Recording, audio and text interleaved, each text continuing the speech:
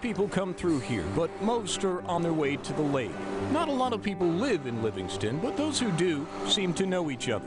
I've known her, I've known her dad. Her dad was a judge, her grandfather was a judge. District Court Judge Elizabeth Coker comes from a long line of judges. Men who now line the walls of the old Polk County courtroom. And this 46-year-old Baylor grad is already a veteran district court judge in her own right. We asked around, and Elizabeth Coker has a reputation as being tough but fair. I've never seen her to do anything that I consider to be inappropriate. Someone else has. We got hold of an interesting report from the Polk County DA's office. Something their investigator says he witnessed, calls very unethical, and something that may have happened before. According to that report, Judge Coker, from the bench during a felony child abuse trial, texted a secret message to an assistant district attorney, who then passed that message to the prosecutor in the case. Local 2 Investigates got a hold of that transcribed note. It appears the judge tells the prosecutor to ask the defendant a very specific question. It's important to note that defendant was not convicted. But is there still an issue? And we want the judge to remain impartial. You know, we don't want the judge to be seen as taking sides.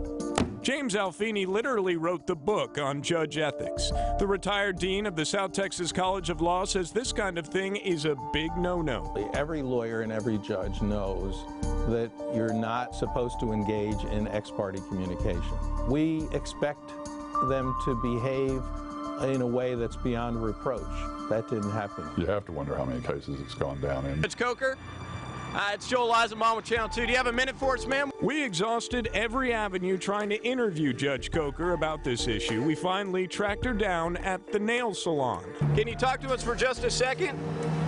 Why haven't you returned our calls? The judge flatly refused to talk to us, which is her right. But she may be compelled to answer questions from the State Commission on Judicial Conduct. If it's true, it's outrageous. Troy McKinney says his group, the Texas Criminal Defense Lawyers Association, is preparing to forward a formal complaint to the state, urging a review of the judge's texting practices. We don't know yet whether and if how many other cases there were, what the results of those cases were, or how it might have affected the outcome of the case.